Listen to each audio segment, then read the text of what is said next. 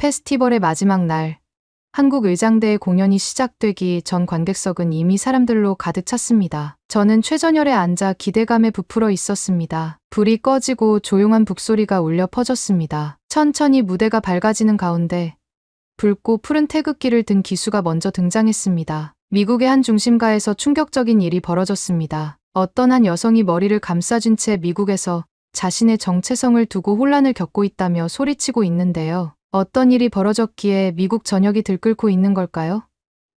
어떤 내용인지 바로 알아보겠습니다. 안녕하세요. 저는 로렌킴이라고 합니다. 뉴욕의 글로벌 기업에서 마케팅 디렉터로 일하고 있습니다. 겉모습은 동양인이지만 영혼은 완벽한 미국인인 셈이죠. 하지만 어릴 적 느꼈던 그 모순된 감정은 여전히 제 안에 남아 있습니다. 외모로 규정되는 정체성의 혼란. 그것은 마치 거울 속에 비친 내가 진짜 나가 아닌 것 같은 기분이에요. 최근 회사에서 이상한 점을 발견했습니다. 아시아계 직원들 중에서도 유독 한국인 동료들만 예외적인 대우를 받는다는 사실이었어요. 처음엔 단순한 우연이라 생각했습니다. 하지만 시간이 지날수록 그것은 분명한 패턴으로 드러났죠. 회의에서 그들의 의견은 더 진지하게 받아들여졌고 승진 속도도 다른 아시아계 직원들보다 빨랐습니다. 특히 윤재현 이사는 입사 3년 만에 최연소 임원이 되었어요. 동남아시아계 동료 리나가 회의 중 아이디어를 제안했을 때 아무도 귀를 기울이지 않았습니다. 그러나 같은 내용을 한국인 직원 민수가 말했을 때는 모두가 고개를 끄덕였죠. 이런 장면이 반복될수록 제 마음속 의문은 깊어졌어요. 같은 아시아인인데 왜 이렇게 다른 대우를 받는 걸까요? 특히 저는 한국계 미국인임에도 불구하고 그들과는 다른 취급을 받았습니다. 한국어를 거의 할 줄 모르고 한국 문화에 익숙하지 않다는 이유만으로요. 이런 미묘한 차별은 마치 어린 시절의 기억을 다시 불러일으키는 듯했어요. 미국인인데 미국인이 아닌 것처럼, 한국계인데 한국인이 아닌 것처럼. 어느 날 회사 로비에서 우연히 마주친 윤재영과 짧은 대화를 나눴습니다. 그는 미팅 직전이었지만 제가 던진 질문에 놀라울 정도로 차분하게 답변했어요. 단 5분간의 대화였지만 그의 태도에서 뭔가 특별한 것을 느꼈습니다. 설명하기 어려운 자신감과 동시에 겸손함이었죠. 다음 주에 트리니티 대학에서 새로운 프로젝트 미팅이 있다는 소식을 들었습니다. 그리고 그곳에서 윤재영과 함께 일하게 될 거라는 사실도요. 이 우연이 어쩌면 제 의문에 대한 답을 찾는 기회가 될지도 모른다는 생각이 들었어요. 왜 한국인들은 그토록 다른 대우를 받는 걸까요? 그들의 태도에는 어떤 비밀이 숨어 있는 걸까요? 저는 노트북을 열고 한국에 대해 검색하기 시작했습니다. 수많은 정보가 화면을 가득 메웠지만 제가 궁금해하는 질문에 대한 답은 찾을 수 없었어요. 이 의문은 인터넷 검색으로 해결될 문제가 아니라는 걸 직감적으로 알았습니다. 트리니티 대학에서의 미팅이 기다려졌어요. 그곳에서 뭔가 달라질 것 같은 예감이 들었습니다. 트리니티 대학에 도착한 날, 캠퍼스는 가을의 정취로 가득했습니다. 우리 팀은 인류학과 클락 교수와의 인터뷰를 위해 강의실로 향했어요. 교수는 미래 사회와 민족성에 관한 연구로 유명한 분이었죠. 카메라가 세팅되고 인터뷰가 시작되었습니다. 미래 글로벌 사회에서 가장 주목해야 할 민족성은 무엇이라고 생각하십니까? 라는 질문에 클락 교수의 대답은 충격적이었어요. 한국입니다. 순간 스튜디오가 조용해졌습니다. 모두가 미국이나 중국을 예상했을 텐데 한국이라는 단어는 마치 폭탄처럼 터졌죠. 저도 놀라움을 감출 수 없었어요. 왜 하필 한국인가요? 누군가가 물었습니다. 그들은 세계 역사상 유례없는 민족입니다. 무력이 거의 없었음에도 수백 년간 강대국 사이에서 정체성을 지켜냈죠. 특히 한국전쟁 이후의 재건 과정은 인류학적으로 경이로운 사례입니다. 클락 교수의 설명에 저는 귀를 기울였습니다. 한국전쟁 당시 생존자들의 기록과 영상이 스크린에 나타났어요. 폐허가 된 도시, 굶주림에 지친 사람들. 그럼에도 불구하고 서로를 돕는 모습들. 그 장면들을 보며 제 눈에는 어느새 눈물이 고였습니다. 이유를 설명할 수 없었지만 가슴 깊은 곳에서 무언가가 울렸어요. 한국인들은 위기 상황에서 놀라운 집단지성을 발휘합니다. IMF 외환위기 때 금 모으기 운동, 코로나19 대응, 그리고 수많은 역사적 순간마다 그들은 한 몸처럼 움직였어요. 교수의 말에 윤재현의 표정이 변하는 것을 발견했습니다. 그의 눈빛에는 자부심과 동시에 무거움이 깃들어 있었죠. 그제서야 깨달았어요. 이것은 단순한 민족적 특성이 아니라 살아있는 역사였던 겁니다. 인터뷰가 끝나고 교수는 한마디를 덧붙였습니다. 제가 한국을 연구하게 된 이유는 그들이 대단해서가 아닙니다. 두려워서예요. 그들의 집단 응집력과 회복 탄력성은 미래 사회에서 가장 강력한 경쟁력이 될 테니까요. 그 말이 제 귀에 박혔습니다. 두렵다는 표현이 왜 이렇게 인상적으로 들리는지 이해할 수 없었어요. 하지만 그 순간부터 한국에 대한 호기심이 단순한 의문을 넘어 깊은 탐구로 변했습니다. 호텔로 돌아오는 길, 저는 윤재현에게 물었어요. 교수님 말씀에 대해 어떻게 생각하세요? 윤재현은 잠시 침묵했다가 대답했습니다. 한국인으로서 복잡한 감정이 듭니다. 자랑스럽기도 하고 부담스럽기도 하고요. 부담스럽다니요? 그런 칭찬 뒤에는 항상 책임이 따르니까요. 우리 부모 세대가 겪은 고통이 오늘날 우리의 강점이 되었다는 사실이 가끔은 무겁게 느껴집니다. 그의 말에서 진정성이 느껴졌습니다. 이것은 단순한 자부심이 아닌 역사와 함께 호흡하는 사람의 목소리였어요. 그날 밤, 저는 인터넷에서 한국전쟁 다큐멘터리를 찾아 밤늦게까지 시청했습니다. 내 피 속에 흐르는 한국인의 역사를 처음으로 진지하게 마주하게 된 순간이었죠. 호텔 로비에서 아침 커피를 마시며 뉴스를 확인하고 있었습니다. 화면에는 어느 나라의 정치적 혼란에 대한 기사가 나오고 있었어요. 그때 옆자리에 앉은 윤재현이 불쑥 말을 건넸습니다. 저런 상황에서 우리나라였다면 국민들이 즉각 거리로 나왔을 겁니다. 그의 말에 고개를 끄덕이며 웃었지만 속으로는 의문이 들었어요. 왜 한국인들은 항상 자신들의 방식이 옳다고 확신할까? 하지만 이내 그 생각을 접었습니다. 지금은 이런 대화를 나눌 때가 아니었으니까요. 회사로 돌아온 후 저는 이전과는 다른 시선으로 사무실을 바라보기 시작했습니다. 클락 교수의 말이 계속 머릿속을 맴돌았어요. 그의 말대로라면 우리 회사 내 한국인 직원들의 예외적 대우는 단순한 우연이 아닐 수도 있었습니다. 점심시간, 카페테리아에서 리나와 마주쳤습니다. 동남아시아계인 리나는 5년 전부터 함께 일해온 동료였어요. 그녀와 음식을 고르며 대화를 나눴습니다. 리나, 혹시 회사에서 아시아계 직원들 사이의 대우 차이를 느낀 적 있어? 리나는 잠시 망설이다가 조용히 대답했어요. 있지. 특히 한국인 직원들은 뭔가 다르게 취급받는 것 같아. 단순히 실력 때문만은 아닌 것 같은데. 그녀의 말에 제 의심은 더욱 커졌습니다. 이어서 중국계 동료 웨이와도 비슷한 대화를 나눴어요. 그도 비슷한 의견이었습니다. 한국인들은 자기 주장이 강해. 하지만 이상하게도 그게 거만하게 느껴지지 않아. 그들은 항상 우리라는 말을 많이 써. 개인이 아닌 집단으로 생각하는 것 같아. 그날 오후 팀 미팅에서 예산 삭감에 관한 논의가 있었습니다. 대부분의 직원들이 불만을 토로하며 언성을 높였지만 한국인 직원 3명은 놀라울 정도로 침착했어요. 그들은 자신들의 의견을 분명히 전달했고 그 과정에서 상사와의 불필요한 마찰도 피했습니다. 우리가 생각하는 대안은 이렇습니다. 라며 시작한 민수의 제안은 결국 모두의 동의를 얻었어요. 어떻게 그들은 위기 상황에서도 이렇게 원칙을 지키면서도 유연할 수 있는 걸까요? 미팅이 끝나고 윤재현과 엘리베이터를 함께 탔습니다. 용기를 내어 질문했어요. 한국인들은 항상 이렇게 침착한가요? 위기 상황에서도요. 윤재현은 미소 지으며 대답했습니다. 침착하다기보다는 익숙하다고 해야 할까요? 우리는 위기를 많이 겪어왔으니까요. 그의 대답은 짧았지만 그 안에는 깊은 의미가 담겨 있었어요. 익숙함이라는 단어가 제 마음을 사로잡았습니다. 한국인들에게 위기는 낯선 상황이 아니라 익숙한 일상의 일부였던 걸까요? 다음 날 사무실에서 동료들과 점심을 먹다가 문득 깨달았습니다. 우리 회사의 한국인 직원들은 한 테이블에 모여 앉아 있었어요. 그들은 서로 음식을 나누며 웃고 있었죠. 그런데 특이한 점은 그 테이블에 다른 국적의 동료들도 자연스럽게 함께했다는 사실입니다. 그들은 배타적이지 않았어요. 오히려 포용적이었습니다. 그 순간 저는 클락 교수의 말을 다시 떠올렸어요. 그들의 집단 응집력. 이것은 단순한 민족 특성이 아니라 생존을 위한 전략이었던 건 아닐까요? 제 마음속에 새로운 질문이 생겨났습니다. 이 모든 것이 우연이 아니라면 그 근원은 무엇일까요? 사무실로 돌아온 후 한국인 동료들을 더 유심히 관찰하기 시작했습니다. 그들의 말투, 행동 방식, 의사결정 과정에 특별한 주의를 기울였어요. 그러면서 점차 작은 질문들이 생겨났습니다. 왜 그들은 항상 회의 전에 미리 와서 준비할까? 왜 그들은 어려운 업무를 자원해서 맡을까? 왜 그들은 서로를 돕는 일에 망설임이 없을까? 이런 질문들이 머릿속을 가득 채우던 어느 날, 점심시간에 우연히 들은 민수와 다른 한국인 동료의 대화가 제 귀에 들어왔습니다. 이번 프로젝트는 정말 중요해. 우리가 망치면 회사 전체 이미지가 실추될 수 있어. 그래.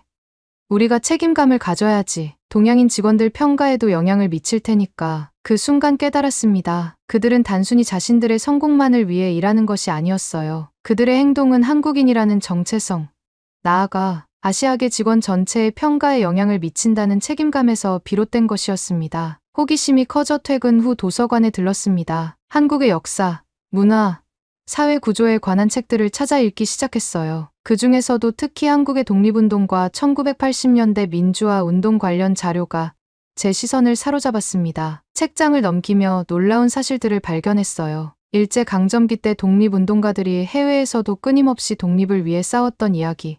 1980년 광주에서 시민들이 서로를 지키기 위해 목숨을 걸었던 이야기. 그리고 IMF 위기 때 전 국민이 금 모으기 운동에 동참했던 이야기까지. 이런 역사적 사실들을 접하면서 그동안 제가 관찰했던 한국인들의 행동 패턴이 이해되기 시작했습니다. 그들의 강한 자기 주장은 단순한 고집이 아니라 오랜 시간 억압받았던 역사 속에서 자신의 목소리를 지키려는 노력이었던 거죠. 약자를 배려하는 태도는 자신들도 한때 약자였기에 가능한 공감이었고요. 도서관에서 늦게까지 자료를 찾던 중 아버지에게 전화를 걸었습니다. 한국계 미국인인 아버지는 제가 어렸을 때 한국에 대해 거의 이야기하지 않으셨어요. 아빠, 혹시 우리 가족이 한국에서 어떤 경험을 했는지 이야기해 주실 수 있나요? 전화기 너머로 아버지의 긴 침묵이 느껴졌습니다. 그리고 이어진 말씀에 가슴이 먹먹해졌어요. 내 할아버지는 한국전쟁 때 모든 것을 이루셨단다. 그 후 미국으로 이민 오셨지. 하지만 끝까지 한국인으로서의 자부심은 잃지 않으셨어. 항상 말씀하셨지.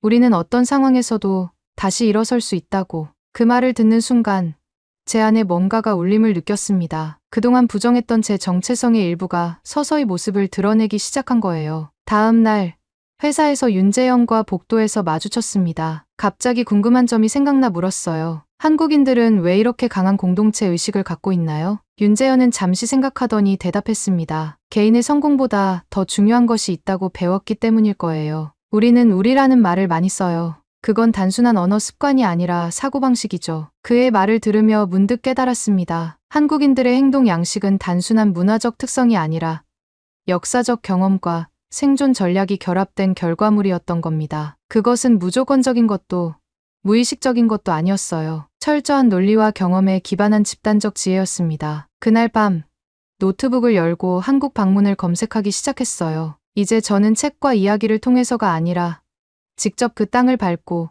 그 문화를 체험해보고 싶었습니다. 이것이 단순한 호기심을 넘어선 탐구가 되었음을 느꼈어요. 한국행 비행기 표를 예매하던 순간 마음이 복잡했습니다. 이성적으로는 이해했지만 감정적으로는 여전히 거리감이 있었어요. 그런데 제 결정을 확고하게 만든 건 클락 교수가 소개해준 한국전쟁 생존자의 증언 영상이었습니다. 모든 것을 잃었지만 우리는 서로가 있었습니다. 그것만으로도 다시 시작할 수 있었죠. 노인의 담담한 목소리가 귓가에 맴돌았어요. 그 순간 확신했습니다. 직접 봐야겠다고. 이 모든 이야기가 살아 숨쉬는 현장을. 그렇게 저는 한국행 비행기에 몸을 실었습니다. 인천공항에 도착했을 때 첫인상은 놀라움이었어요. 상상했던 것보다 훨씬 현대적이고 세련된 공항이었습니다. 출국장을 나서자 친절한 안내원이 영어로 저를 맞이했죠. 서울로 향하는 길.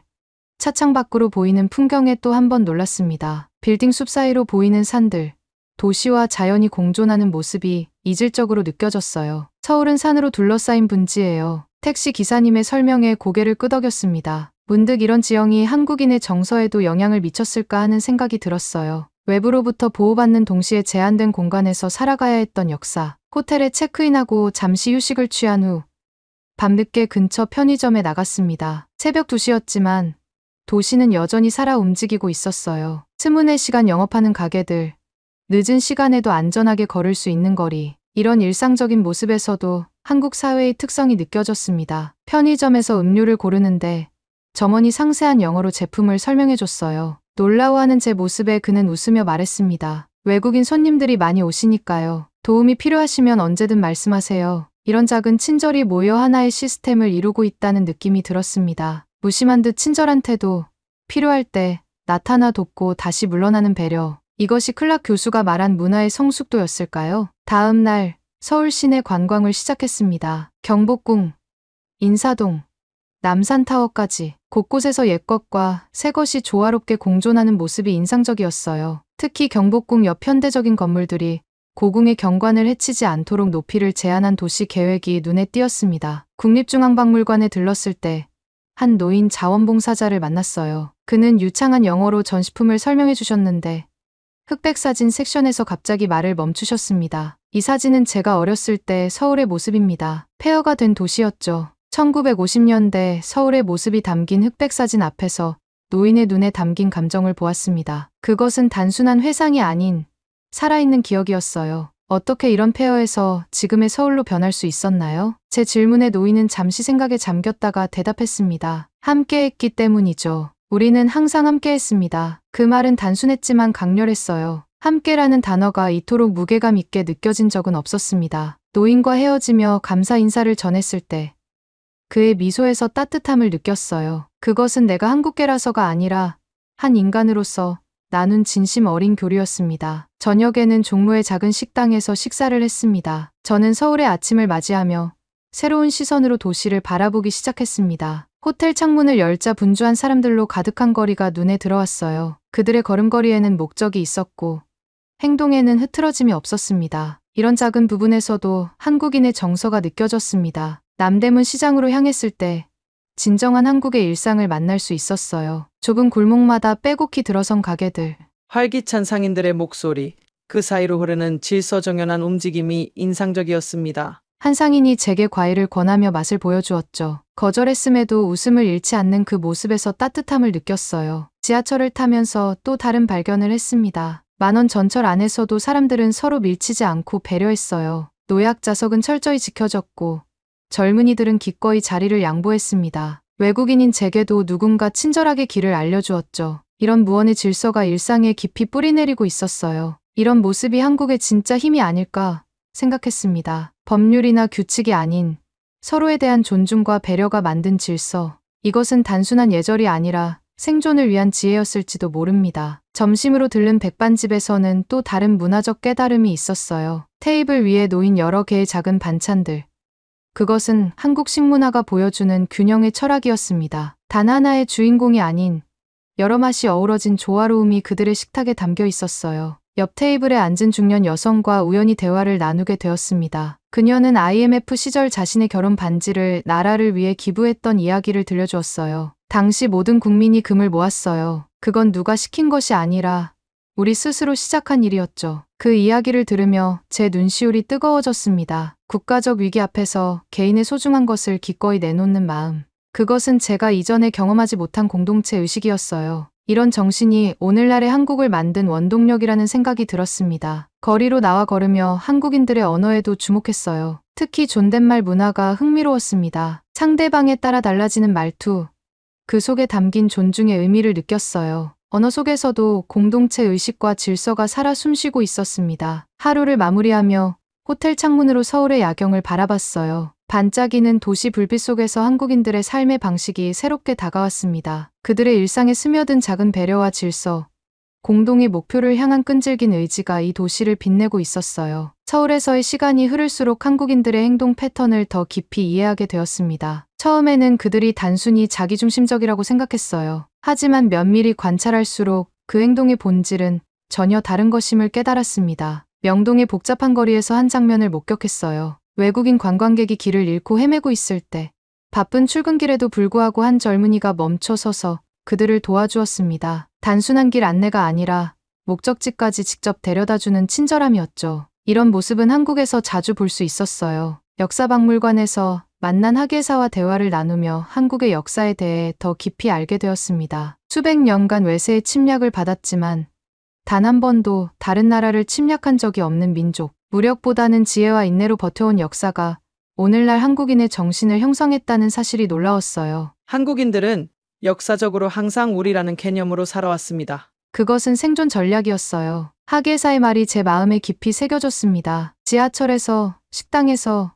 거리에서 볼 수 있는 질서와 배려는 단순한 예절이 아니라 역사적 경험에서 비롯된 생존 본능이었던 거예요. 천안함 사건 추모관을 방문했을 때 한국인들의 애국심을 직접 느낄 수 있었습니다. 추모객들의 진지한 표정과 깊은 묵념 속에서 국가적 아픔을 함께 나누는 모습을 보았어요. 이런 경험들이 하나의 공동체로서 한국인들을 더욱 강하게 만들어왔다는 생각이 들었습니다. 그와 인사동에서 만났습니다. 한국에서의 재현은 뉴욕에서와는 조금 달랐어요. 더 편안하고 자연스러운 모습이었습니다. 카페에 앉아 이야기를 나누던 중 옆 테이블에서 노인이 음료를 쏟는 사고가 있었어요. 재현은 즉시 일어나 도와주었습니다. 그의 행동에는 망설임이 없었죠. 그것은 당연한 일을 하는 사람의 모습이었습니다. 왜 그렇게 자연스럽게 도와줬어요?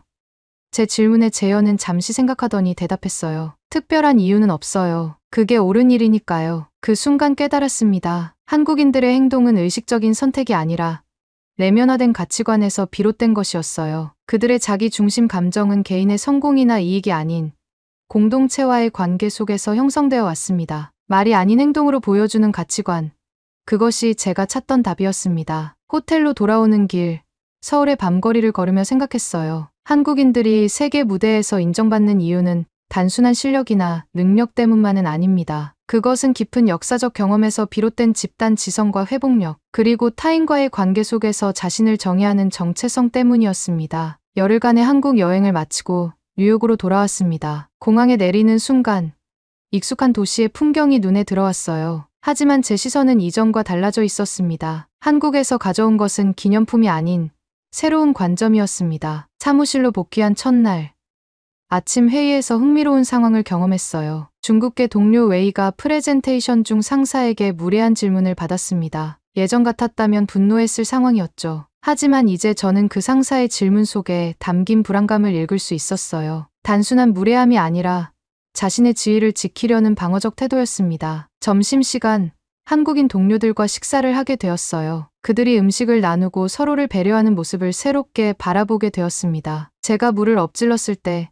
민수가 아무 말 없이 냅킨을 건네는 작은 배려가 눈에 띄었어요. 예전에는 당연하게 여겼을 행동이 이제는 깊은 문화적 맥락으로 다가왔습니다. 한국 여행은 어땠어요?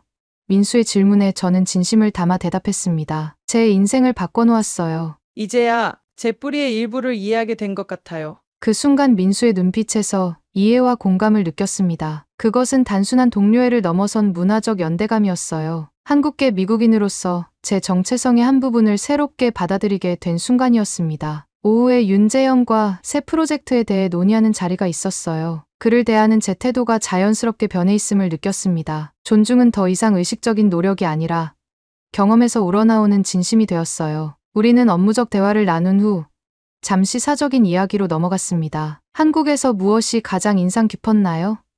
재현의 질문에 잠시 생각한 후 대답했어요. 사람들이요. 개인으로서의 자부심과 공동체의 일원으로서의 책임감 사이의 균형이 놀라웠어요. 대화를 마치고 자리에서 일어나며 문득 새로운 질문이 떠올랐습니다. 그런 한국인들은 어떤 여자를 좋아할까?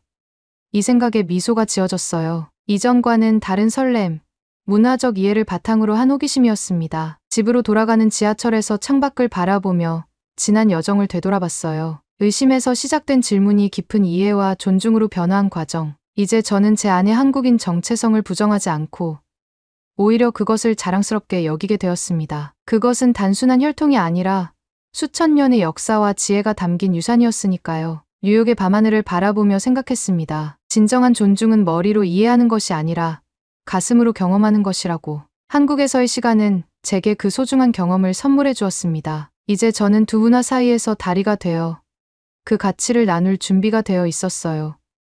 구독과 좋아요 부탁드리며 그러면 더욱 감동적인 다음 사연으로 넘어가겠습니다. 대한민국 서울 북한산에서 한 외국인 여성이 등산을 하고 있는데요. 한 걸음씩 올라가면서 투덜거립니다. 한국 산은 왜 이렇게 복잡해서 이상한 나이 많은 사람들만 많고 이게 한국의 명산이라고 그러다가 갑자기 발을 삐끗해서 넘어지게 되는데 지나가는 사람들은 모른 채 합니다. 외국인 여성이 한국을 심하게 이야기한 걸 모두가 알아들어서인 걸까요? 오늘의 사연은 독일인 여성 테일리 씨의 사연입니다. 안녕하세요. 독일 직장인 테일리입니다. 독일에서 고대 중국의 이야기와 쿵푸 팬더의 애니메이션에 매료된 어린 시절. 저는 항상 동양의 신비로운 매력을 갈망했습니다. 어린 시절에 이러한 동경은 수년에 걸쳐 키워졌고 그중 가장 대국인 중국을 방문하기로 결심하면서 절정에 달했습니다. 북적이는 시장을 거닐고 이국적인 음식을 맛보고 10년의 역사가 깃든 문화에 흠뻑 빠져드는 상상을 했습니다. 그렇게 저는 베이징 서우두 공항에 착륙을 하면서부터 저희 사고가 조금씩 바뀌기 시작했으니 베이징 서우두 공항에 첫 발을 내딛는 순간부터 저는 문화적 충격의 물결에 휩싸였습니다. 언어 장벽은 넘을 수 없는 요새 같았습니다. 도착하자마자 입국 심사가 이루어졌는데 매우 철저하게 하더군요. 유럽이나 다른 나라에 갔을 때는 이런 적이 없었는데 말이죠. 직업까지 물어보는 건 당연한 절차니 그러려니 하겠는데 남자친구까지 있냐고 물어보는데 정말 어이가 없었습니다. 그래서 저는 계속 의사소통을 시도했지만 잘 되지 않았습니다. 그렇게 우여곡절 끝에 입국 심사를 마치고 베이징 시내로 가려고 하는데 표지판들이 너무 복잡한 것이었습니다. 공항 직원들에게 물어봐도 무표정한 눈빛이나 무시하는 제스처가 돌아왔습니다. 붐비는 거리를 돌아다니면서 저는 이방인처럼 고립되고 주변 사회와 단절된 느낌을 받았습니다. 한 번도 경험해보지 못한 외로움이었죠. 영화에서 보던 선명한 색채와 활기찬 거리는 현실의 회색 빛에 가려져 있었습니다. 공기는 오염으로 가득 차 있었고 이 고대의 땅을 괴롭히는 환경 문제를 극명하게 상기시켜 주었습니다. 저는 고국의 맑고 탁 트인 하늘을 그리워했습니다. 중국의 풍부한 문화의 매력과 신비로움은 도시에 짙게 드리워진 스모그에 저는 곧 냉혹한 차별의 현실을 마주했습니다. 숙소를 찾으려는 시도에서 여러 호텔에서 거절당했습니다. 이유는 모호했지만 외국인을 환영하지 않는다는 메시지는 분명했습니다. 거부감은 삼키기 힘든 쓴 약이었습니다. 제가 항상 동양 문화권에서 느꼈던 따뜻한 환대와 너무도 대조적이었기 때문입니다. 전 세계를 평등하게 만들어준다고 생각했던 인터넷은 이곳에서는 새 장에 갇힌 새와 같았습니다. 정보에 대한 접근이 제한되어 있었고 전 세계와 단절된 느낌을 받았습니다. 고향에서 당연하게 여겼던 디지털 자유는 중국에서는 먼 꿈이었습니다. 정보에 대한 손쉬운 접근과 그것이 가져다주는 연결감이 그리웠습니다. 제 기억에 남아있는 한 가지 사건은 한 현지인 남성과의 불안한 만남입니다. 알아듣지는 못했지만 그의 말에는 조롱과 경멸의 어조가 담겨 있었습니다. 중국에서 외국인 여성으로 살아간다는 것은 어려움과 두려움을 동반한다는 것을 깨달았습니다. 저는 매우 불편한 방식으로 취약하고 노출되어 있다고 느꼈습니다. 인프라는 현대적이지만 그 이면에 숨어있는 사회적 문제를 가릴 수는 없었습니다. 북적거리는 지하철과 우뚝 솟은 고층 빌딩은 중국의 암울한 삶의 현실을 감추는 외관이었습니다. 거리는 활기가 넘치지만 불평등과 고난의 현장이기도 했습니다. 저는 여행 책자나 영화에서 보여주지 않았던 중국의 빈곤과 절망을 목격했습니다. 고대 사원의 매력과 만리장성의 웅장함은 제가 느낀 만연한 소외감으로 인해 가려졌습니다. 대중교통을 이용하거나 음식을 주문하는 등 매일 새로운 도전이 이어졌습니다. 간단한 일도 엄청난 노력이 필요했고 저는 지치고 낙담했습니다. 그렇게 계속 중국 여행을 했는데 도시에서 도시로 이동할수록 문화적 장벽은 점점 더 높아지고 뚫을 수 없을 것만 같았어요. 어려움을 예상했지만 현실은 제가 예상했던 것보다 훨씬 더 벅찼습니다. 중국의 역사적인 중심지인 베이징에서 저는 고대 건축물의 웅장함과 현재의 극명한 현대성 사이의 단절에 충격을 받았습니다. 중국 건축의 경이로움인 자금성은 스카이라인을 지배하는 차갑고 비인격적인 고층 빌딩과 극명한 대조를 이뤘습니다. 이병치는 기대와 현실이 끊임없이 충돌하는 중국에서의 제 경험을 상징했습니다. 현지인들과 더 많이 교류할수록 문화적 격차는 더욱 분명해졌습니다. 대화를 시도하면 종종 혼란이나 무관심에 부딪혔습니다. 언어 장벽은 끊임없는 장애물이었고 기본적인 의사소통조차 답답하게 만들었습니다. 저는 간단한 대화나 친근한 미소, 따뜻한 손길이라도 간절히 바랐지만 이런 만남은 거의 없었습니다. 기본적인 영어를 해도 잘 못 알아듣더라고요. 나이가 많은 사람들이야 모른다고 쳐도 젊은 사람들이 잘 못 알아듣는 거 보니 정말 기가 찼습니다. 지금 생각해보니 알면서 일부러 대답을 안 해줄 것 같기도 하고요. 상하이의 혼잡한 거리는 또 다른 도전 과제였습니다. 이방인이라는 압도적인 느낌의 도시의 활기가 가려졌습니다. 처음에는 신나게 느껴졌지만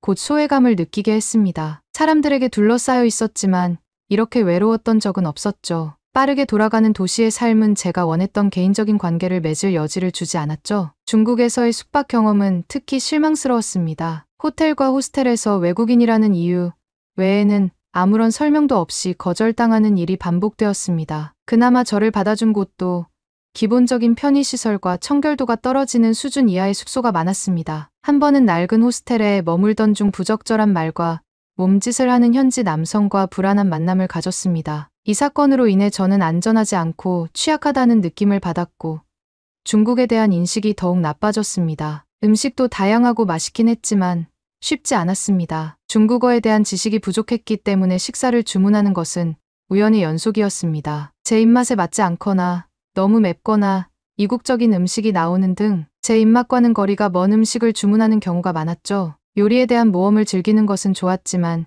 식사에 대한 불확실성이 계속되면서 전반적인 불안감이 커졌습니다. 중국에서의 시간이 끝나갈 무렵 저는 아쉬운 마음으로 제 경험을 되돌아보았습니다. 제가 그토록 탐험을 기대했던 중국의 풍부한 역사와 문화는 매일 직면하는 어려움에 가려져 있었습니다. 언어 장벽부터 이방인이라는 느낌까지 여행은 제가 기대했던 풍요로운 문화적 몰입과는 거리가 멀었습니다. 무거운 마음으로 저는 저를 매료시키기도 하고 좌절시키기도 했던 중국을 뒤로하고 짐을 쌌습니다. 한국행 비행기에 몸을 싣는 순간 안도감과 불안감이 교차하는 것을 어쩔 수 없었습니다. 한국에서의 경험이 또 다른 실망의 연속이 될까요? 아니면 제가 그토록 간절히 원했던 모험과 연결고리를 제공할까요?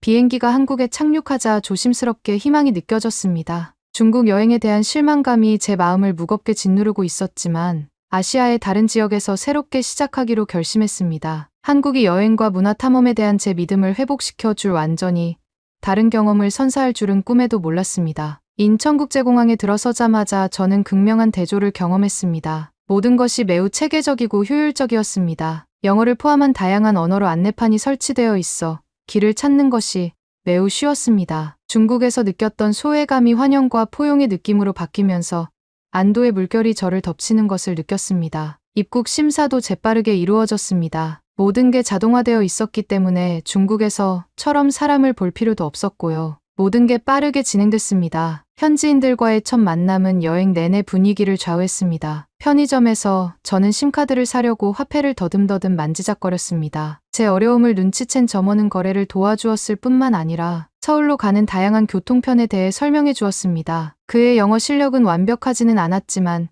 저를 도와주려는 그의 노력은 감동적이었습니다. 처음으로 진정한 유대감을 느꼈습니다. 서울은 활기찬 에너지와 첨단 기술로 저를 맞이했습니다. 서울은 전통과 현대가 조화롭게 어우러진 도시였고 고궁이 우뚝 솟은 고층 빌딩 사이에 자리 잡고 있었습니다. 거리는 깨끗했고 대중교통 시스템은 놀라울 정도로 효율적이었습니다. 중국에서는 그리워했던 도시 곳곳을 쉽게 이동할 수 있었습니다. 가는 곳마다 한국 사람들의 따뜻한 정을 느낄 수 있었습니다. 김치 시식을 권하는 시장 아줌마부터 영어 연습에 열중하는 어린 학생들까지 모든 만남이 친절과 환대로 가득했습니다. 이러한 따뜻함은 외국인 커뮤니티에도 이어져 동료 여행자들과 팁과 이야기를 나누며 글로벌 가족의 일원이 된 듯한 느낌을 받았습니다. 한국의 디지털 인프라는 또 다른 즐거움이었습니다. 와이파이를 쉽게 이용할 수 있었고 가족 및 친구들과 쉽게 연락할 수 있었습니다. 제한 없이 인터넷에 접속할 수 있는 자유로움은 신선한 충격이었습니다.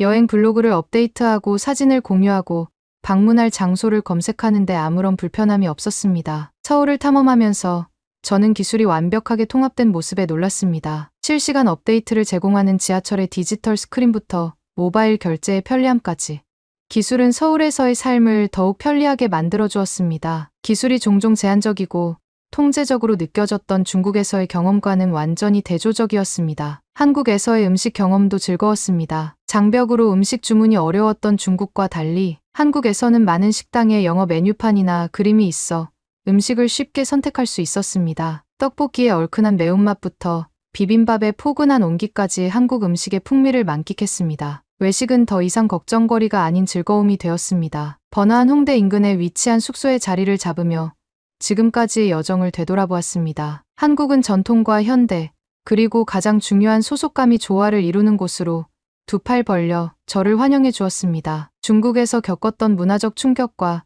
도전은 한국에서의 경이로움과 설렘으로 대체되었습니다. 이 아름다운 나라가 제공하는 것들을 더 많이 탐험하고 싶었습니다. 다음 모험은 한국의 장엄한 산으로 향했고 그곳에서 한국 풍경의 아름다움뿐만 아니라 한국 사람들의 친절과 공동체, 정신의 깊이를 발견하게 될 줄은 꿈에도 몰랐습니다. 전통과 현대가 활기차게 어우러진 분주한 도시 서울은 중국에서의 경험과는 다른 신선한 변화였습니다. 거리를 돌아다니면서 저는 역사와 기술이 완벽하게 조화를 이루고 있다는 사실에 계속 놀랐습니다. 경복궁과 같은 고궁은 한국의 유구한 역사를 증명하듯 웅장하게 서 있었고 주변 도시는 현대 생활의 맥박으로 활기차게 돌아가고 있었습니다. 서울의 가장 인상적인 모습 중 하나는 바로 사람들입니다. 사람들의 따뜻함과 예의는 모든 상호작용에서 분명하게 드러났습니다. 물어볼 때나 새로운 음식을 맛볼 때나 친절과 인내심을 느낄 수 있었습니다. 종종 이방인처럼 느껴졌던 중국에서의 생활과는 완전히 대조적이었습니다. 서울에서는 방문객으로서 환영받고 소중하게 대접받는다는 느낌을 받았습니다. 서울의 인프라는 인상적이었습니다. 대중교통 시스템은 효율적일 뿐만 아니라 사용자 친화적이었습니다. 지하철을 타면 여러 언어로 된 안내판과 안내 방송 덕분에 혼란 없이 도시 곳곳을 돌아다닐 수 있었습니다. 이동이 쉬워진 덕분에 전통 공예품과 찻집으로 유명한 인사동과 세계 각국의 문화가 어우러진 이태원 같은 동네를 방문하며 서울을 더 깊이 있게 탐험할 수 있었습니다. 서울의 음식은 여행의 또 다른 하이라이트였습니다. 호떡을 파는 길거리 포장마차부터 고급 한식을 제공하는 고급 레스토랑까지 그 종류는 놀라울 정도로 다양했습니다. 저는 새로운 음식들을 열심히 먹어보면서 맛의 향연이 펼쳐지는 것을 느꼈습니다. 입맛에 맞는 음식을 찾는 데 어려움을 겪었던 중국에서의 요리 경험과는 사뭇 달랐습니다. 서울에서의 쇼핑은 그 자체로 모험이었습니다. 명동의 트렌디한 부티크부터 강남의 명품 매장까지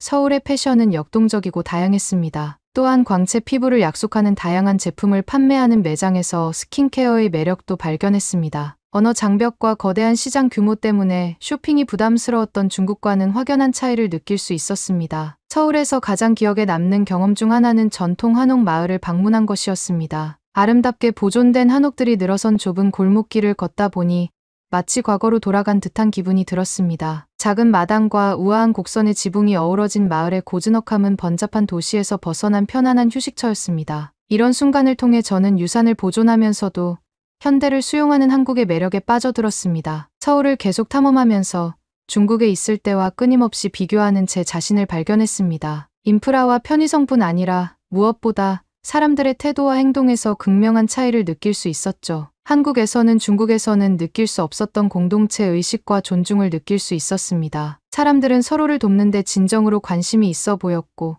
자신의 문화와 유산에 대한 자부심도 있었습니다. 한국에서의 모험은 북한산 등반을 결심하면서 짜릿한 절정에 달했습니다. 등산 초보자였지만 내국인과 관광객 모두에게 사랑받는 북한산 정상 정복의 매력은 거부할 수 없었습니다. 이 등반이 제 체력의 한계를 시험할 뿐만 아니라 예상치 못한 인생의 전환점이 될 줄은 미처 몰랐습니다. 하루는 설렘으로 시작되었습니다. 물과 한국인들이 즐겨 먹는 김밥을 준비하면서 저는 산에 오를 준비가 되었다고 느꼈습니다. 처음에는 경치도 좋고 경사도 완만하여 산행이 무척 즐거웠습니다. 무성한 녹지 새들의 지저귀임 신선하고 맑은 공기 등 주변의 아름다움에 넋을 잃었습니다. 분주한 서울의 도시 생활에서 벗어난 듯한 기분이 들었습니다. 하지만 조금 더 나아갈수록 길은 점점 더 위험해졌습니다. 경사가 가파르고 길이 좁아졌습니다. 저는 결단력과 아드레날린이 뒤섞인 힘으로 계속 밀고 나갔습니다. 하지만 순식간에 모든 것이 바뀌었습니다. 느슨한 바위에 발이 미끄러졌고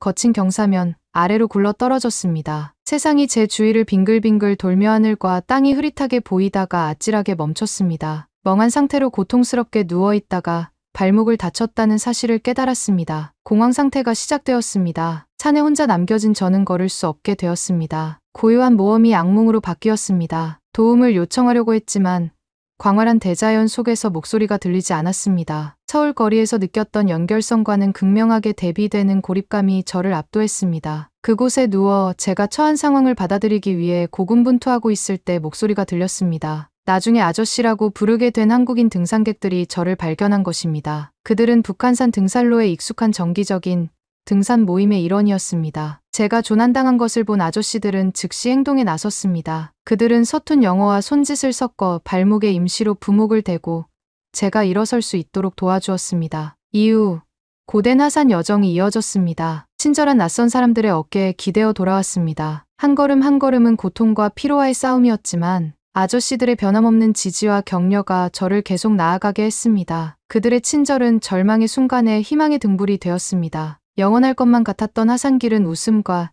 이야기 그리고 놀라운 동료애로 가득했습니다. 언어의 장벽에도 불구하고 우리는 소통했습니다. 동료들은 간식과 물을 나눠주며 제가 수분을 보충하고 활력을 유지할 수 있도록 도와주었습니다. 독일에서나 중국에 있을 때도 경험하지 못했던 이타심과 공동체 정신을 느낄 수 있었습니다. 마침내 우리는 산 정상에 도착했습니다. 제가 느낀 안도감은 형언할 수 없었습니다. 아저씨들은 제가 치료를 받을 수 있도록 도와주었고 구조대가 도착할 때까지 제 곁을 지켜주었습니다. 덕담과 농담이 섞인 아저씨들의 작별 인사는 저에게 깊은 인상을 남겼습니다. 의류센터에 앉아 발목을 간호하면서 그날의 일을 되돌아보았습니다. 개인적인 도전으로 시작된 등반은 인간애와 친절에 대한 교훈으로 바뀌었습니다. 낯선 이방인이었던 아저씨들은 제 구세주의자 친구가 되었습니다. 아저씨들은 저에게 공동체 정신, 친절함, 회복, 탄력성 등 한국의 진정한 정신을 보여주었습니다. 북한산에서의 경험은 단순한 육체적 여정을 넘어 정서적, 문화적 발견의 여정이었습니다. 인간관계의 힘, 친절의 힘, 한국인의 영혼의 아름다움에 대해 배웠습니다. 제 인생에서 영원히 소중히 간직할 한 장이었습니다. 한국에서의 모험, 특히 북한산에서의 예기치 못한 사건은 저에게 많은 것을 생각하게 했습니다. 서울에서 회복하면서 중국과 한국에서의 경험이 자주 떠올랐습니다. 두 나라의 풍경과 도시뿐 아니라 사람들과 문화가 극명하게 대비되었고, 그보다 더 심오한 것은 두 나라 사람들과의 교류였습니다. 중국에서 저는 혼란과 문화적 장벽 속에서 제자리를 찾기 위해 고군분투하는 이방인처럼 느껴졌습니다. 소통의 부재, 언어의 어려움, 차별의 순간은 저를 낙담하게 만들었습니다. 유구한 역사와 문화적 깊이를 지닌 중국은 안타깝게도 저에게 대조와 도전의 땅으로 다가왔고 적응하기 어려웠습니다. 하지만 한국은 두 팔 벌려 저를 품어주었습니다. 사람들의 따뜻함, 기꺼이 도와주려는 태도, 포용력 있는 태도는 저를 감동시켰습니다. 북한산 사고는 한국인의 공동체 정신과 공감 능력을 보여주는 사례였습니다. 저를 도와주러 온 아저씨들의 모습은 개인주의보다 집단의 안녕을 중시하는 한국 사회를 반영하는 것이었고, 중국과 독일에서 경험한 것과는 극명한 대조를 이뤘습니다. 고요한 청계천과 번화한 동대문 시장 등 서울을 더 많이 탐험하면서 저는 수많은 친절과 예의의 행동을 목격했습니다. 저는 이러한 일상적인 교류 속에서 전통에 대한 존중과 미래를 향한 역동적인 포용이 균형을 이루는 한국의 정수를 발견했습니다. 처음에는 효율성에 감탄했던 한국의 기술 발전은 저에게 새로운 의미로 다가왔습니다. 한국에서 기술은 단순히 편의를 위한 도구가 아니라 사람들을 연결하고 격차를 해소하며 보다 포용적인 사회를 만드는 통로였습니다. 이는 기술이 종종 비인격적이고 제한적으로 느껴졌던 중국에서의 경험과는 매우 대조적이었습니다. 제 미식 모험도 한국에서 더 나은 방향으로 바뀌었습니다. 음식은 단순한 영양 공급이 아니라 문화를 경험하고 사람들과 소통할 수 있는 수단이었습니다. 새로운 친구들과 막걸리와 파전을 나눠 먹는 것부터 현지인의 집에 초대받아 한국 전통 저녁 식사를 하는 것까지 매 끼니마다 한국 문화의 중심부로 들어가는 여정이었습니다. 여행이 끝나갈 무렵 저는 제 여정을 되돌아보게 되었습니다. 중국과 한국에서의 경험은 대조적이었습니다. 중국이 도전의 연속이었다면 한국은 환희의 연속이었습니다. 제 여정을 기억에 남게 만든 것은 장소뿐만 아니라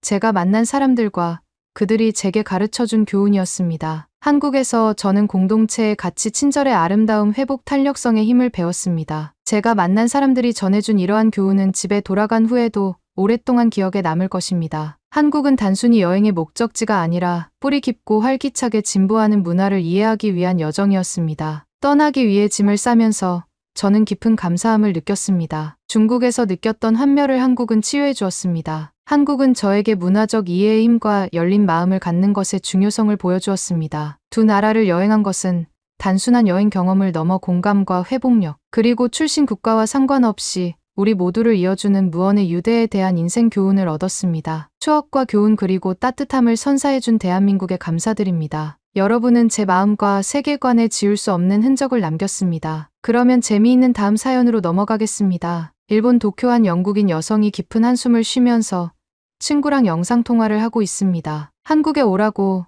너 일본에 있는 게 힘들잖아. 한국으로 와. 한국 정말 좋다니까. 한국에 갈 바에는 LA로 돌아갈 거야. 그런 듯도 보도 못한 나라의 외가. 오늘의 사연은 일본에 사는 영국인 에밀리 씨의 사연입니다. 안녕하세요. 영국인 에밀리입니다. 도쿄에서 비행기에서 내리자마자 제 가슴은 설렘으로 뛰었습니다. 어릴 적 꿈에 그리던 땅이 바로 여기였어요. 네온사인, 번화한 거리, 최첨단 기술의 가능성 등 모든 것이 초현실적으로 보였습니다. 저는 전통 문화와 현대적 발전이 조화를 이루는 일본을 항상 동경해 왔습니다. 마치 사무라이와 로봇이 만나는 미래의 세계로 들어온 것 같았죠. 일본 기술 기업에서 일하는 것은 제 꿈이 실현된 것이었습니다. 저는 이 첨단 기술의 천국에서 번창하며 세상을 바꿀 혁신에 기여하는 제 모습을 상상했습니다. 하지만 하루가 몇 주가 몇 달이 지나면서 도쿄의 반짝임이 사라지기 시작했습니다. 일본 생활의 현실은 제가 상상했던 꿈과는 거리가 멀었습니다. 가장 먼저 눈에 들어온 것은 생활비였습니다. 도쿄는 물가가 매우 비쌌습니다. 서류상으로는 넉넉해 보였던 제 월급은 기본 생활비를 충당하기에도 턱없이 부족했습니다. 일달에 한국 돈으로는 180만 원 정도가 제 월급이었어요. 제가 구할 수 있는 아파트는 작고 비좁아서 맨체스터에 있던 넓고 안락한 집과는 거리가 멀었습니다. 어느 날 지하철 막차를 타지 못해서 택시를 타게 되었는데 신주쿠에서 이케부쿠로까지 10만 원이라는 금액이 나온 뒤로는 저는 택시를 이용하지 않게 되었습니다. 게다가 현금으로 계산만 된다는 거였는데 매우 불편했습니다. 하지만 생활비만 문제가 된 것은 아니었습니다. 일본의 직장 문화는 지치게 만들었습니다. 야근이라는 개념이 뿌리 깊게 박혀 있어서 정규 근무 시간을 훌쩍 넘겨 사무실에서 오랜 시간을 보내는 일이 드물지 않았습니다. 정시에 퇴근하지 않으면 헌신성이 부족한 것으로 간주되는 문화였죠. 집에서 누렸던 일과 삶의 균형이 그리워졌습니다. 어려움은 여기서 끝나지 않았습니다. 외국인으로서 저는 종종 이방인처럼 느껴졌습니다. 언어를 배우고 문화를 이해하려는 노력에도 불구하고 분명한 격차가 있었습니다. 사회적인 환경뿐만 아니라 직장에서도 미묘한 차별에 직면했습니다. 제 아이디어는 종종 간과되었고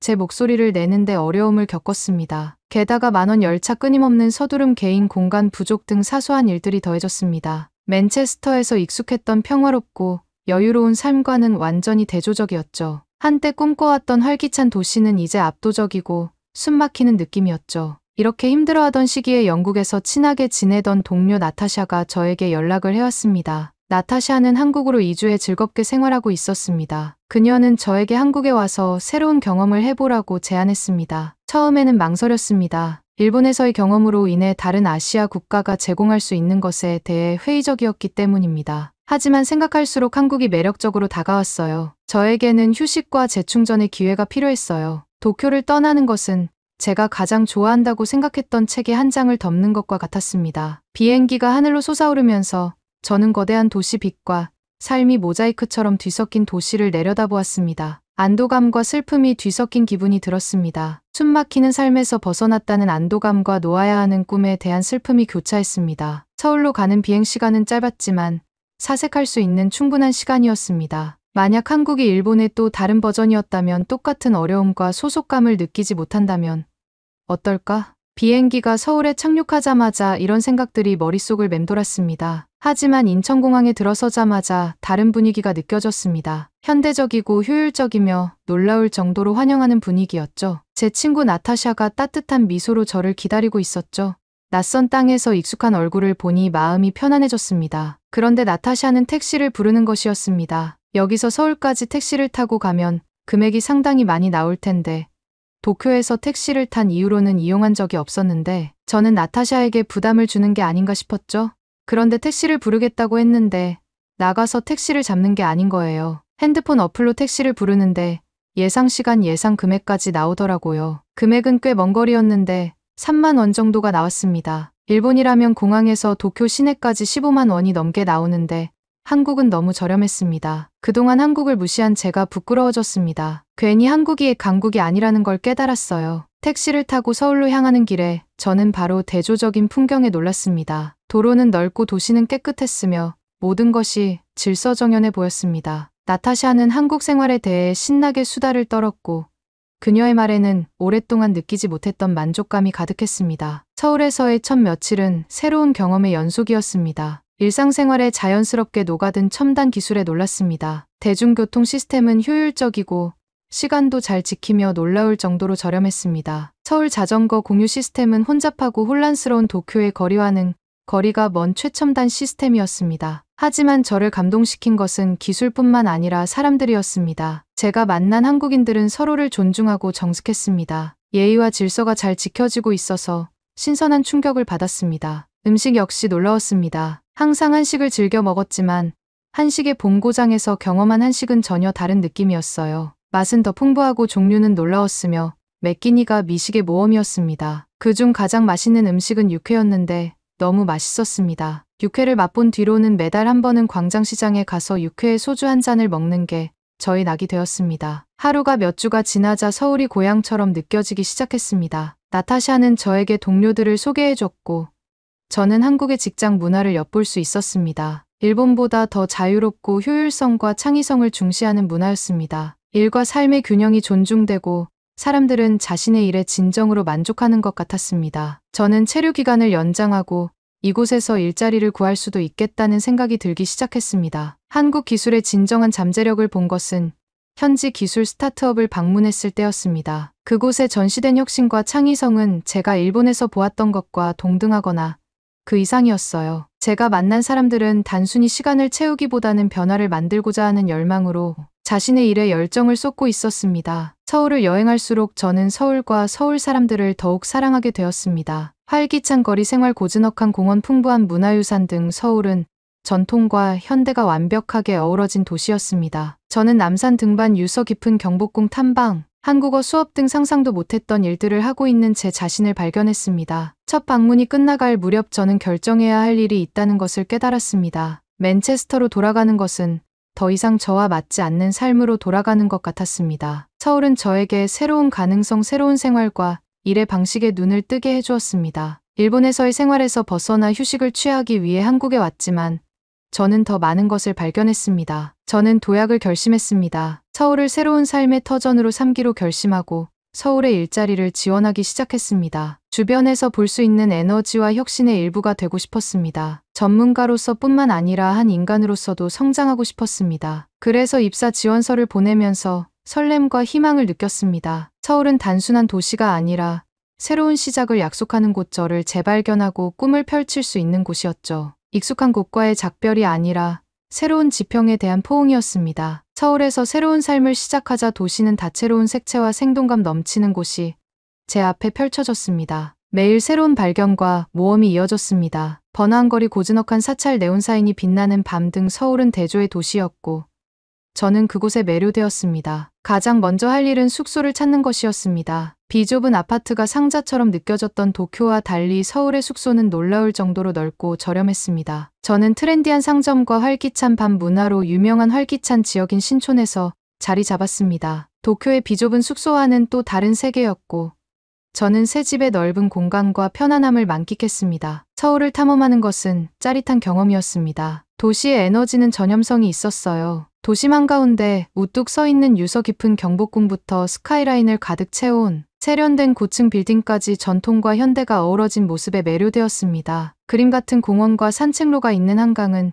저에게 휴식과 사색의 공간이자 피난처가 되었습니다. 서울의 음식은 정말 환상적이었어요. 매콤한 떡볶이를 파는 포장마차부터 훌륭한 한식 바비큐를 제공하는 고급 레스토랑까지 매 끼니가 즐거웠습니다. 김치의 즐거움, 김이 모락모락 나는 비빔밥 한 그릇의 편안함, 순두부찌개 같은 새로운 요리를 시도하는 짜릿함을 발견했습니다. 맛은 대담했고 재료는 신선했으며 경험은 언제나 기억에 남았습니다. 하지만 서울을 진정으로 특별하게 만든 것은 사람들이었습니다. 제가 만난 사람들은 따뜻하고 친절했습니다. 인사동의 구불구불한 거리에서 길을 잃었을 때 친절한 할머니 한 분이 길을 안내해 주셨을 뿐만 아니라 목적지까지 데려다 주셨던 기억이 납니다. 그런 친절은 흔한 일이었고 일본에서는 느끼지 못했던 방식으로 환영받는다는 느낌을 받았습니다. 한국 문화에 빠져들면서 한국어를 배우기 시작했습니다. 한국어는 어려웠지만 저는 결심했습니다. 수업을 듣고 현지인들과 함께 연습하고 천천히 의사소통을 시작했어요. 한국어로 음식을 주문하거나 길을 물어볼 수 있게 되었을 때는 뿌듯한 순간이었습니다. 작은 성공이 하나하나 쌓여갈 때마다 현지에 더 가깝게 느껴졌습니다. 구직은 또 다른 모험이었습니다. 한국 취업시장은 역동적이었고 번성하는 기술 분야는 흥미진진하면서도 두려운 곳이었습니다. 저는 취업 박람회에 참석하고 인맥을 쌓으며 다양한 포지션에 지원했습니다. 반응은 고무적이었습니다. 외국인 신분이 장애물이었던 일본과 달리 이곳에서는 오히려 자산으로 여겨지는 경우가 많았죠. 저는 다른 관점을 가지고 있었고 그 점을 높이 평가해 주었죠. 마침내 유망한 기술 스타트업에 취직할 수 있었습니다. 직장 문화는 신선한 충격이었어요. 혁신과 협업을 강조하고 제 아이디어를 환영하고 인정해 주었죠. 업무는 힘들었지만 보람도 있었고 오랜만에 직업적으로 성취감을 느꼈습니다. 여가 시간에는 도시의 풍부한 문화를 탐험했습니다. 북적이는 명동시장, 예술이 넘치는 홍대거리, 고즈넉한 아름다움의 북촌 한옥마을을 방문했습니다. 선율과 역사가 어우러진 매혹적인 한국 전통 음악 공연에도 참석했습니다. 서울은 축제의 도시이기도 했습니다. 저는 수천 개의 등불이 밤하늘을 밝히는 활기찬 서울 등축제를 경험했습니다. 색채, 음악, 춤 등 모든 것이 매혹적인 삶과 문화의 축제였습니다. 몇 달이 지나자 서울은 더 이상 제가 살고 있는 도시가 아니라 집처럼 느껴졌습니다. 다른 아시아 국가로 이주하는 것에 대해 처음 느꼈던 불안감은 사라졌습니다. 서울은 두 팔 벌려 저를 환영했고 저는 진심으로 서울을 받아들였습니다. 서울에서 저는 새로운 삶의 터전 그 이상을 발견했습니다. 제 영혼과 공명하는 도시 도전과 성취감을 주는 직업 저를 받아들이고 지지해주는 커뮤니티를 발견했습니다. 제가 찾은 것은 변화였습니다. 서울은 저에게 새로운 보금자리를 마련해 줬을 뿐만 아니라 삶에 대한 새로운 관점을 제시해 줬습니다. 미래를 바라보면서 저는 설렘과 기대감으로 가득 찼습니다. 서울은 이미 저에게 많은 것을 주었고 아직 발견해야 할 것이 훨씬 더 많다는 것을 알았습니다. 이 활기찬 도시에서의 여정 성장과 발견 기쁨의 여정은 이제 시작에 불과했습니다. 활기찬 한국 기술 스타트업에 세계에 발을 들여놓는 것은 새로운 우주로 들어가는 것과 같았습니다. 에너지와 아이디어 그리고 전염성 있는 할 수 있다는 정신이 넘쳐나는 곳이었죠. 이곳에서 저는 단순히 직장에서 일하는 것이 아니라 미래를 만들어가는 열정을 가진 팀의 일원이 되었다는 것을 깨달았습니다. 서울의 스타트업 환경은 도쿄에서 일했던 이전 직장과는 완전히 대조적이었습니다. 이곳에서는 창의성과 혁신이 단순히 장려되는 것이 아니라 회사의 생명줄과도 같았습니다. 제 동료들은 저마다 독특한 관점과 기술을 가진 다양한 인재들로 구성되어 있었습니다. 이렇게 역동적인 팀의 일원이 된 것은 정말 짜릿한 일이었습니다. 우리가 맡은 프로젝트는 종종 최첨단 기술을 다루는 야심찬 프로젝트였죠. 저는 최신 인공지능과 머신러닝을 활용하여 새로운 소프트웨어 솔루션을 개발하는 일을 하게 되었습니다. 작업 속도는 빨랐고 업무는 까다로웠지만 제게는 즐거운 도전이었습니다. 우리가 하는 일에 목적 의식이 있었고 중요한 일의 일부라는 느낌이 들었기 때문입니다. 가장 눈에 띄는 차이점 중 하나는 일과 삶의 균형에 대한 접근 방식이었습니다. 일본에서는 장시간 근무와 과로 문화가 저를 지치게 만들었습니다. 하지만 여기서는 개인 시간을 건강하게 존중하는 분위기가 있었어요. 물론 열심히 일하긴 했지만 창의성과 생산성을 위해서는 휴식이 필수적이라는 인식도 있었죠. 이러한 균형 덕분에 저는 그 어느 때보다 더 생산적이고 의욕적으로 일할 수 있었습니다. 팀원들은 저를 지지해 주었고 자신의 지식과 경험을 기꺼이 공유해주는 멘토들을 만날 수 있었습니다. 멘토들은 비즈니스 에티켓을 이해하는 것부터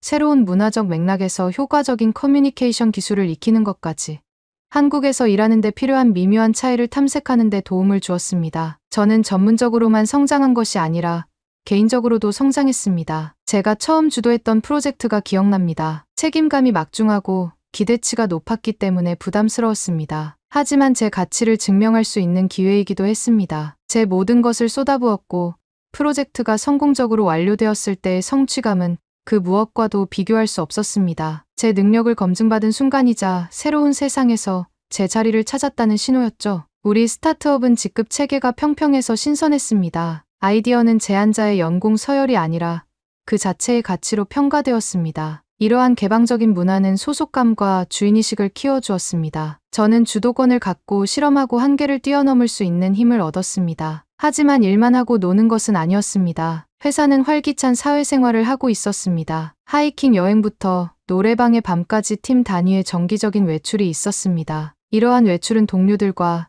유대감을 형성하고 동료 이상의 존재로 인식할 수 있는 기회였습니다. 이는 강력한 팀 정신을 형성하는 데 도움이 되었고 이는 업무에도 반영되었습니다. 몇 달이 지나면서 저는 회사의 비전에 점점 더 투자하는 제 자신을 발견했습니다. 저는 단순한 직원이 아니라 공동의 꿈의 일부였습니다. 프로젝트가 실현되는 것을 보고 우리가 하는 일이 영향을 미친다는 것을 알았을 때 느끼는 만족감은 매우 컸습니다. 이 새로운 일의 세계에서 저는 단순한 직업 이상의 것을 찾았습니다. 저는 제 잠재력을 발휘할 수 있는 곳 도전과 지원 가치를 인정받는 곳을 찾았습니다. 그곳은 일이 단순히 목적을 위한 수단이 아니라 성장과 발견의 여정이 되는 곳이었죠. 서울 생활에 정착하면서 저는 한국 문화를 더 깊이 공부하기 시작했습니다. 처음으로 깊이 있는 문화 체험을 한 것은 한국 전통 음악 콘서트에 참석한 것이었습니다. 가야금과 같은 전통 악기의 교향곡과 판소리에 잊혀지지 않는 아름다움을 통해 이야기를 엮어내는 매혹적인 선율이었죠. 역사와 예술이 어우러진 매혹적인 공연이었고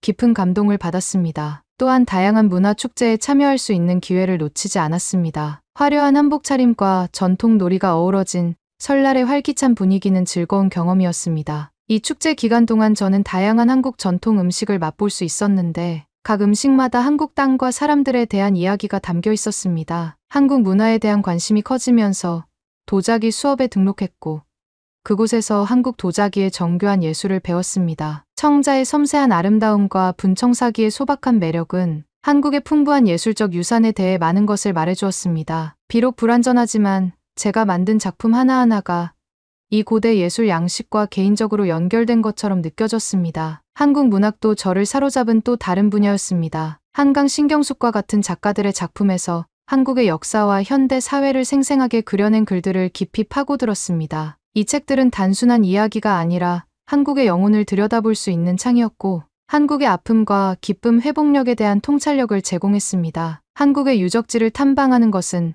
마치 역사의 한 페이지를 걷는 것과 같았습니다. 경복궁의 웅장함부터 불국사의 고즈넉한 아름다움까지 각 유적지마다 한국의 과거에 대한 이야기가 담겨 있었습니다. 이 방문은 단순히 랜드마크를 보는 것이 아니라 수세기에 걸친 한나라의 여정을 이해하는 것이었습니다. 가장 인상 깊었던 경험 중 하나는 비무장지대 방문이었습니다. 국경에 서서 북한 땅을 바라보니 이 땅에 분단된 역사가 생생하게 떠올랐습니다. 현대의 한국을 형성한 복잡성과 슬픔을 더 깊이 이해하게 된 가슴 아픈 순간이었습니다. 서울에서의 사교계도 외국인뿐만 아니라 많은 내국인을 포함하여 확장되었습니다. 이러한 우정은 일상적인 한국 생활의 관문이 되었습니다. 가정집에 초대받아 전통 음식을 먹기도 하고 지역사회 행사에 참여하기도 하고 한국 결혼식에도 참석했습니다. 이런 경험들을 통해 저는 한국 사회의 중심에 더 가까이 다가갈 수 있었습니다. 서울에서의 여정이 계속되면서 앞으로 더 많은 도전이 있을 것이라는 것을 알았습니다. 하지만 저에게는 그 도전에 맞설 수 있는 힘과 지원이 있다는 것도 알았습니다. 서울은 더 이상 제가 사는 도시가 아니라 사랑과 우정, 목적 의식을 발견한 곳이자 제 고향이었습니다. 여정을 돌아보니 한국행을 결정한 것이 제 인생에서 가장 잘한 결정 중 하나였음을 깨달았습니다. 단순히 거주지를 옮긴 것이 아니라 자아를 발견하고 변화하는 여정이었으니까요. 한국은 저에게 새로운 삶과 새로운 집 그리고 새로운 이야기를 선사했습니다. 그래서 저는 그곳에 서서 서울을 바라보며 깊은 감사함을 느꼈습니다. 내가 경험한 것들, 내가 만난 사람들, 내가 겪은 성장에 대한 감사, 전통과 현대가 조화를 이루고 활기찬 문화와 따뜻한 마음을 가진 사람들이 있는 이 도시가 저를 품어주었습니다. 그리고 저는 온 마음을 다해 도시를 받아들였습니다. 이것은 제 여정의 끝이 아니라 새로운 장의 시작이었습니다. 가능성과 모험 그리고 지속적인 성장으로 가득 찬 새로운 챕터. 서울은 제 여정의 중간 기착지가 아니라 목적지이자 진정한 제 자신을 발견한 곳, 진정한 고향이었습니다.